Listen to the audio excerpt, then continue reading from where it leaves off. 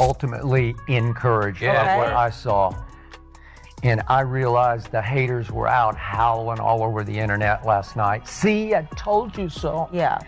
I hope this whole thing, Shedeur thing, is done. Done. Yeah, that was a really sweet throw to me. It was right on the button. He goes to the end zone and he hits him right here. Yeah. And my man Awuzie, who's the former Dallas Cowboy, third round pick out of Colorado, he got his hand in there, but I thought Larvidan should have held on to the football because he got both hands on the football. Larvidan, Larvidale, Larvidi. Dan, yeah. If Shedeur would have had a 29-year-old Lieb out there, we'd have won that game. Okay, Because I'm going to come back to the ball and, like, bro, you like this? And just like, bro, come back. You a receiver in the league. He's just a rookie kid who didn't get drafted. Yeah. Okay. I'm with you, Skip. I was encouraged by the performance, man. Look of it, he showed wasn't scared. Nope. He ain't look like a little scared quarterback out there at all. Before, and I'll say it again, I do not think Kevin Stefanski wants Shedeur Sanders to succeed in Cleveland. To have the starting offensive line not hear your cadence at all is very, very, it's very strange, for the Cleveland Browns. I find it very odd. Something there just doesn't seem right, Rex. No, 100% it doesn't seem right. And look, here's the thing, and is it the kid? Or is it how you have treated this guy? Like, I don't know. Certainly a disconnect. Like, when I see, like, this kid on the bench, this is after the game.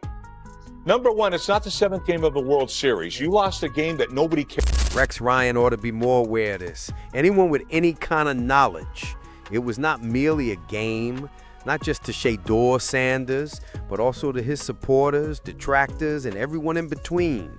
Being a first-round talent, being selected in the 5th round, and experiencing what many consider to be sabotage, he regarded that as his chance to find a way out.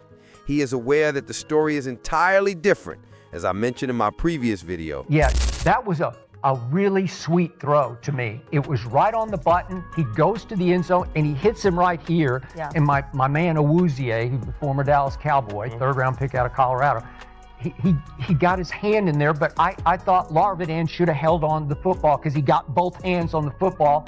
And if he holds on, we're having a whole different conversation right now because all of a sudden it's 23-all, and I don't know, maybe it goes to overtime and maybe Shedeur pulls it out. Larvidan, Larvidale, Larvidi. Dan, yeah.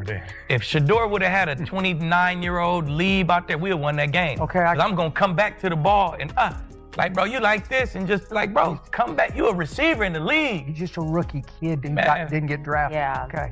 Make that catch. That's a dime to me. I thought it was. I thought the play when they came off the edge, he spent out eyes downfield. I'm like, that's encouraging to me. Yeah. And we ain't seen that shit from Dylan Gabriel. You know what I'm saying? So like you said, Skip, he looked like a rookie.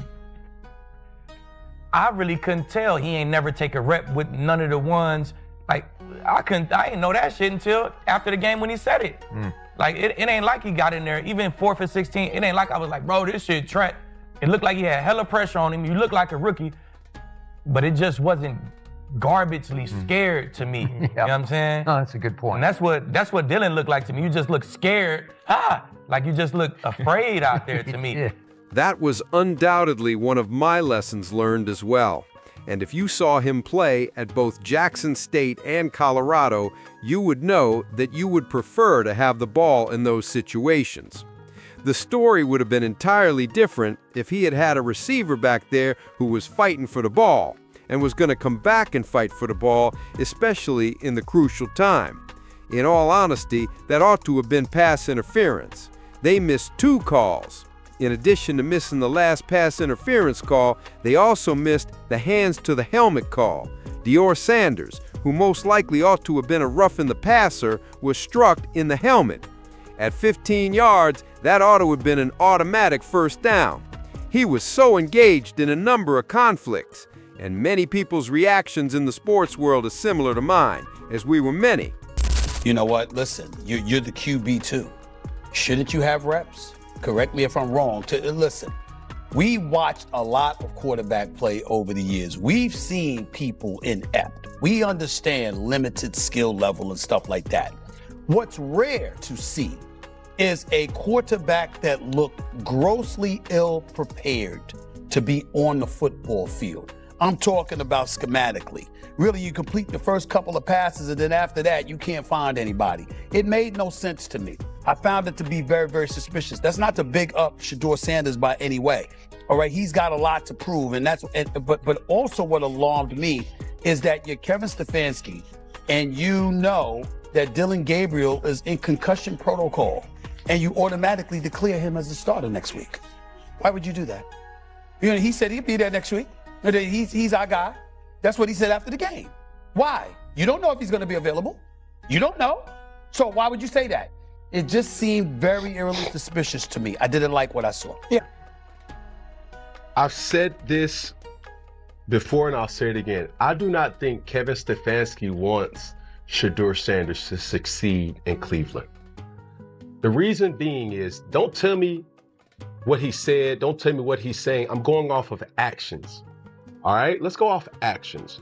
The actions is, if I'm Shedeur or if I'm a Shedeur Sanders fan, I would not want him to take the field, because that's going to consistently be the display we're going to see. It doesn't matter if it's Deshaun Watson. It doesn't matter if it's Shedeur Sanders. It doesn't matter if it's Dylan Gabriel. It doesn't matter if it's Dan Orlovsky. It doesn't matter if it's Cam Newton.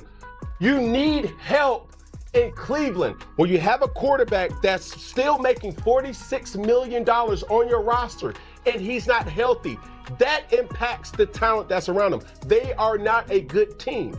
Right. But this is the thing that really irks me the most, is because he doesn't get any reps.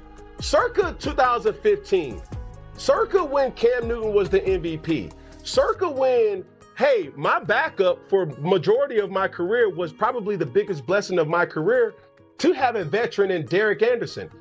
Ron Rivera still knew, we're one play away, kid, from you not being available. We would have anywhere from 6 to 12 reps in every single practice that allowed Derek to still have an ability to say, hey, if it goes, how it goes. Now, granted, some will say, well, Cam, you played the position and you're different. Well, what is that to say about Brock Purdy?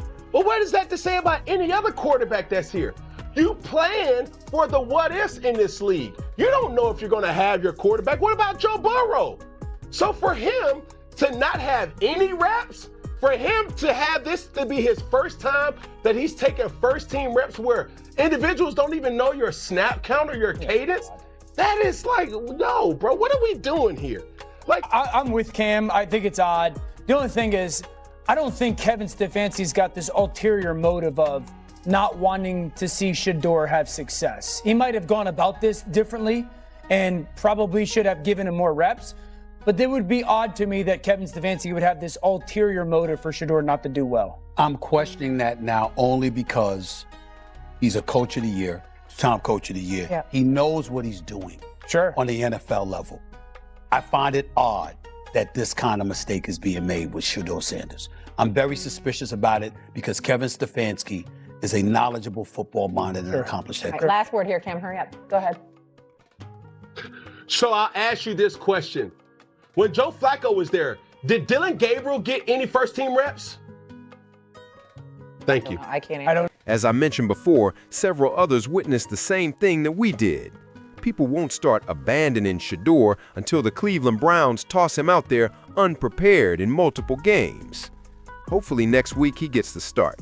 I hope he gets the start.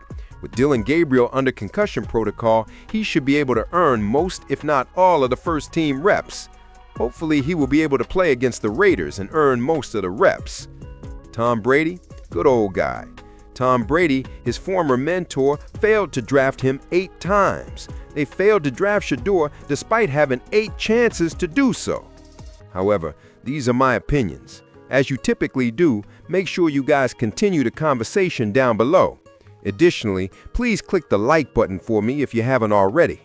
And chaos and peace as usual.